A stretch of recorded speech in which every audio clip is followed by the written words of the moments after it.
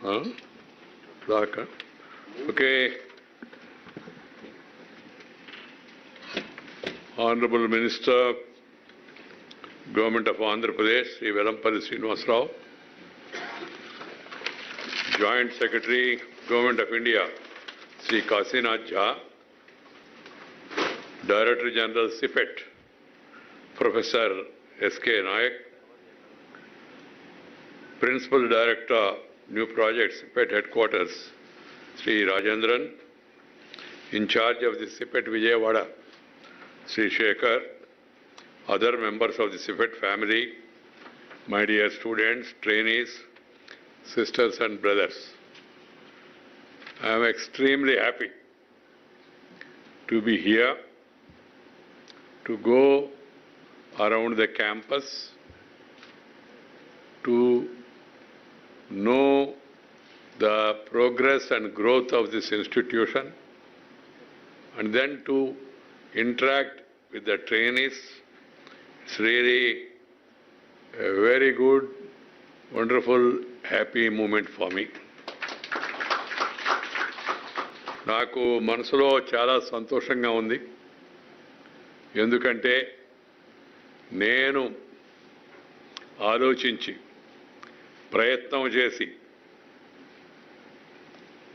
సహచర మంత్రిని ఒప్పించి ఆర్థిక మంత్రితో మాట్లాడి బడ్జెట్లో ఆమోదం పొందింపజేసి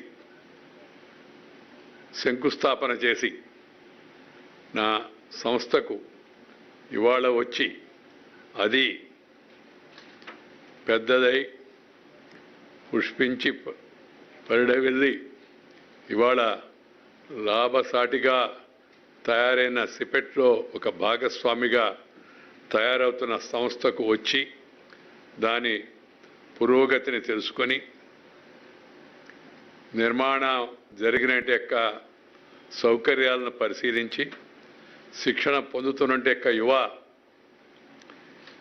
సాంకేతిక నిపుణులు ఔత్సాహికమైన యువత ఎవరుతున్నారో వాళ్ళతో కాసేపు మాట్లాడేందుకు అవకాశం లభించడం నాకు చాలా సంతోషంగా ఉంది. I'm extremely happy because I could see the vision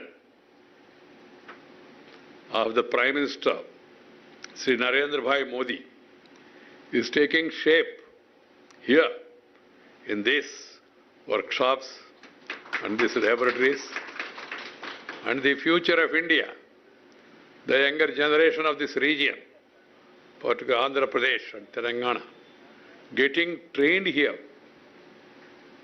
and then getting entrepreneurial skills and then getting job opportunities is definitely happy news to me, because when the state was divisioned into two states, my worry was at the time most of the industries, business, revenue was all located in headquarters, naturally, state capital, Hyderabad.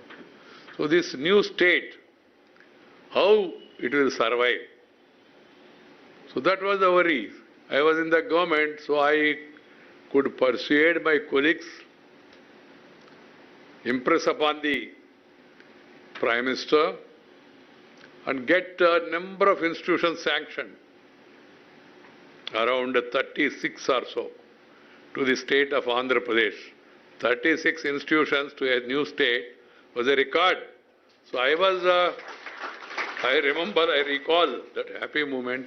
I was discussing, I called all the 35 ministers of the Government of India and started talking to them, with each one of them, tell me what can you do for my state. They were all surprised, senior minister calling us and all. And then I said, what are the schemes available in your ministry? So for that I studied the schemes of every ministry. Not only ministers, I discussed with officers also, different officers. Came to know what is there, what is possible, what is feasible. And then one after another, we got those institutions sanctioned. And those institutions, of course, number of projects or number of other initiatives are are in good number. Some of them were started already, railways, for example, introducing a new train. That's all things which could be done easily, and they have been done.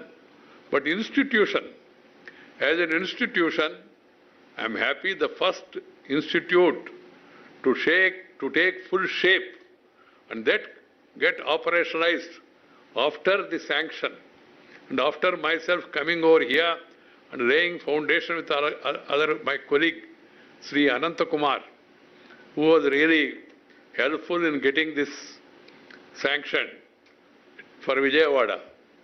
So naturally, I am very happy that has become a reality, and I could see the progress, and I could interact with these students. This bearing fruit, the tree bearing fruits, what do you say? మనం అంటాం కదా, మనం వేసిన చెట్టు పెద్దదై పెరిగి పుష్పించి కాయలు కాస్తే చూస్తే సంతోషం, కానీ అంతటి సంతోషం నాకు ఇవాళ మనసులో కలుగుతూ ఉంది. I recall the prompt response of my colleague at that time, Sri Ananta Kumar, is no more, unfortunately. He died at an young age.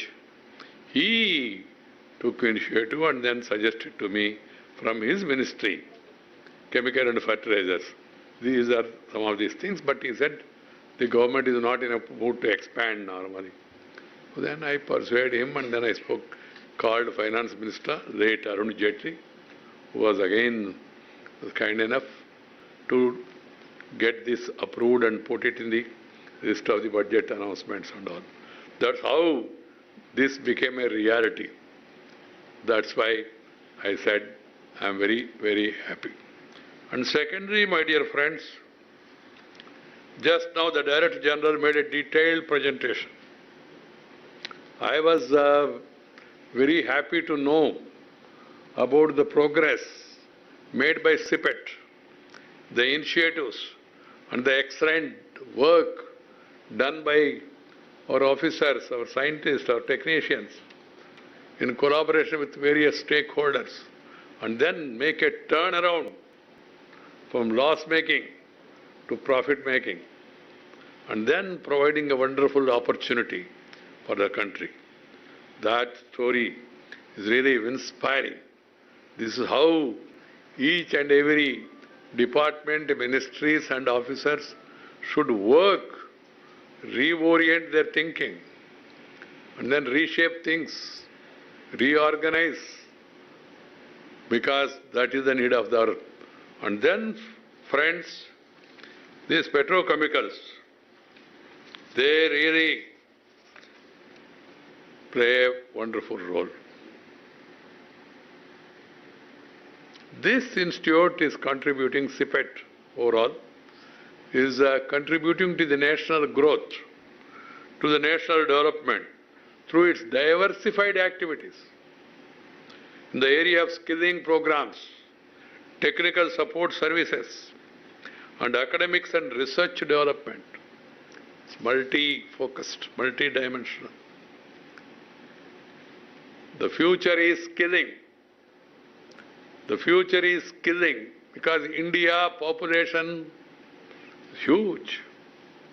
You have disparities, economic, in spite of so much progress made. So you have 65% of the country below 35 years and 50% of the country below 50 years. You need to provide them employment. You need to provide them livelihood. So the best way is skilling. Skilling the youth.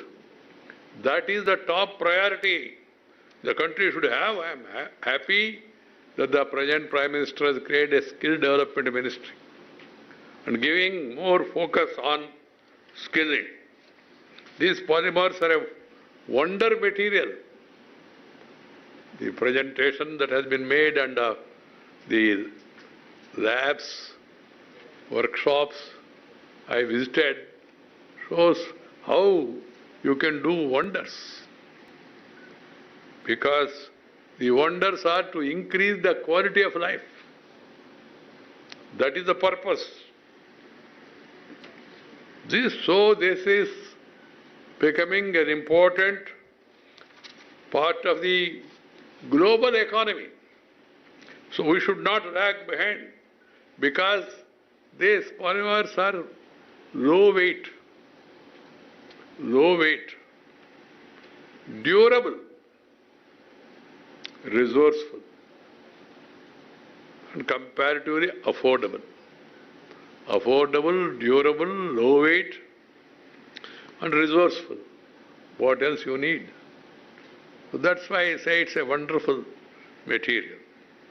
If you look around, you would find plastic everywhere.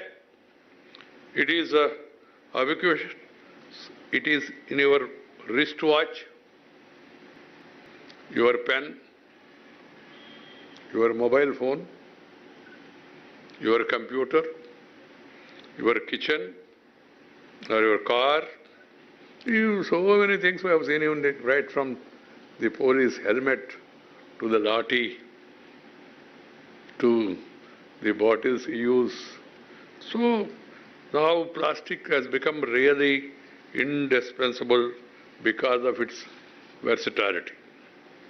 During this COVID-19 pandemic also, the plastics we have seen just now have made a wonderful role in manufacture of medical protection equipment and PPE kits, which played a significant role in preventing its spread.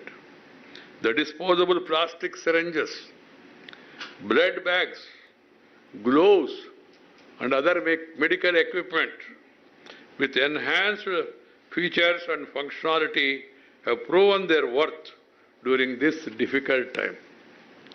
Further, polymer material are also being used widely to create medical tools and devices like insulin pens, IV tubes, catheters, inflatable spirits, implants, and tissue engineering as well. So continuous advancement and developments in polymeric material as well as cost-effective manufacturing techniques have led plastic to replace the conventional material in different walks of life. The average national consumption of polymer is roughly 12 kilograms per capita per year. India is currently ranked among the top 5 consumers of polymers in the world and has around 30,000 plus plastic processing units employing over 4 million people across the country.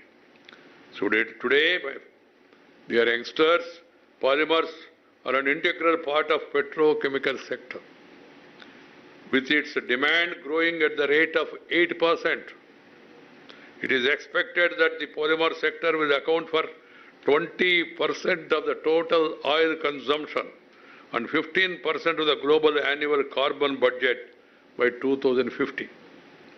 The global petrochemical industry has experienced more than 15 years of strong growth, with the global market size projected to reach $958.8 billion by 2025, expanding at an annual rate, as I explained to you, of more than 8% or 8.5%. The petrochemical demand in India is expected to grow at 7.5% annually by the year 2023. So various government programs like Make in India, Startup India, Stand Up India, Digital India will go a long way in creating the ecosystem for the next generation research and indigenous technology advancement in petrochemical sector. The Prime Minister has given a call, 3-line mantra. He said mantra, reform, perform, and transform.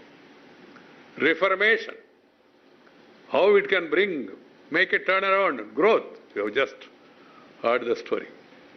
So you have to reform every sector.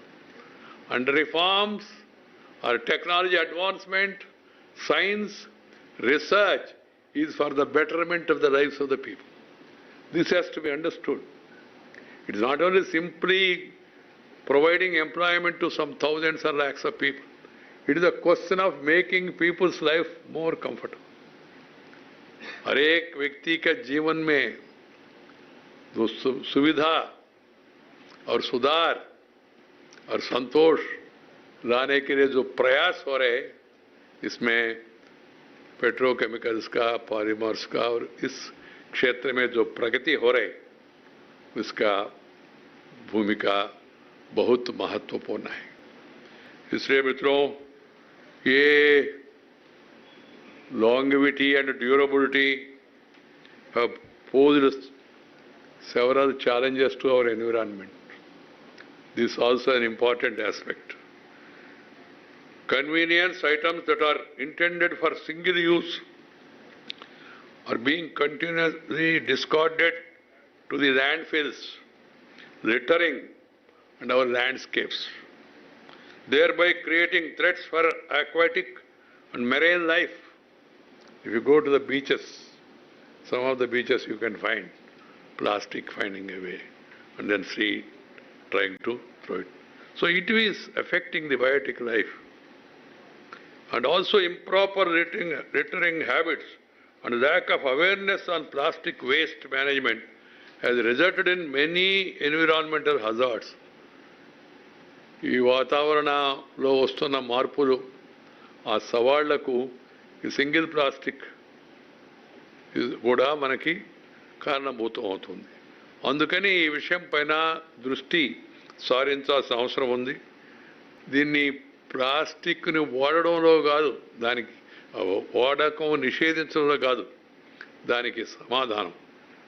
దాన్ని సక్రమంగా బాధ్యతతో ఉపయోగించుకొని మళ్ళా పునరుత్పత్తిని పెంచే ప్రయత్నం చేయాలి. So these bad management in many ways have created health hazards, environmental hazards. The solution is not to avoid plastics, but to ensure that it is used responsibly and recycled properly. People's mindset will change only through sustained awareness campaign, continuous awareness, जन जागृति. ये बहुत जरूरी है. जनता में जागृति पैदा करें तो तभी परिवर्तन होगा. अदरवाइज केवल सरकार का प्रयासों के द्वारा आप सफल नहीं हो पाए. ఈ సింగిల్ యూజ్ ప్లాస్టిక్ వలన ఎంతటి నష్టం కలుగుతూ ఉంది, మానవాళికి ఎంత ఉపద్రవం కలగబోతుంది అనే విషయాలను మనం ప్రజలను చైతన్యవంతులు చేయాల్సి ఉంది. ఈ we are bound to leave a planet with clean and green for our children. That is our duty. ప్రకృతి నుంచి మనకు సంపాదించబడిన, మనకు లభించిన ఆ సంపద ఏతుందో దాన్ని మన రాబోయే తరానికి అందించాలి. ఇది మన కర్తవ్యం. Otherwise we are spoiling their future. Climate change is real. World over, challenges we are seeing, its effect we are seeing, including the present pandemic. So you have to be friendly with the nature, culture, together for better future. This has to be understood by all. ప్రకృతితో స్నేహంగా ఉండాలి, ప్రకృతిని ప్రేమించాలి, ప్రకృతి నిన్ను ప్రేమిస్తుంది, లేకపోతే ప్రేమ వికటిస్తుంది. నేను వివరంగా చెప్పాల్సిన అవసరం లేదు. So the need of the hour is to follow best practices of plastic waste management. We need to spread awareness about 3 R's: reduce, reuse, recycle. A mass media campaign is needed. It is the duty of the central government, state government and various institutions to create awareness about this. People should be taught about the importance of segregation of waste for recycling. Media, civil society organizations, students and other activists should be an integral part of this awareness drive. Media plays an important role in creating awareness among the people, the negative effects, and if you recycle and make proper use, the positive effects. This has to be explained. We have the example of Swachh Bharat mission, which has successfully brought about desired changes in people's approach towards sanitation and open defecation. A similar nationwide campaign is required to educate people on single-use plastics. This should turn into a people's movement. इसको एक जन आंदोलन का रूप देना चाहिए. वो जन आंदोलन तभी सफल होगा जब जनता का सोच में परिवर्तन आएगा. पहले उनको मालूम होना चाहिए ना क्या करना है, क्या उपयोग है, क्या हानिकारक है. तो इसलिए मेरा सुझाव ये है, इंक्लूडिंग सिपेट के साथ ही साथ सभी एजेंसीज जनता में जागृत पैदा करने के लिए अपना काम के साथ प्रयास भी करना चाहिए. It should be noted that waste management presents a golden opportunity for our entrepreneurs. It is estimated that the waste management market in India will reach around $13.62 billion by 2024. Waste management. While the plastic recycling market in India is estimated to grow at a rate of 6.5%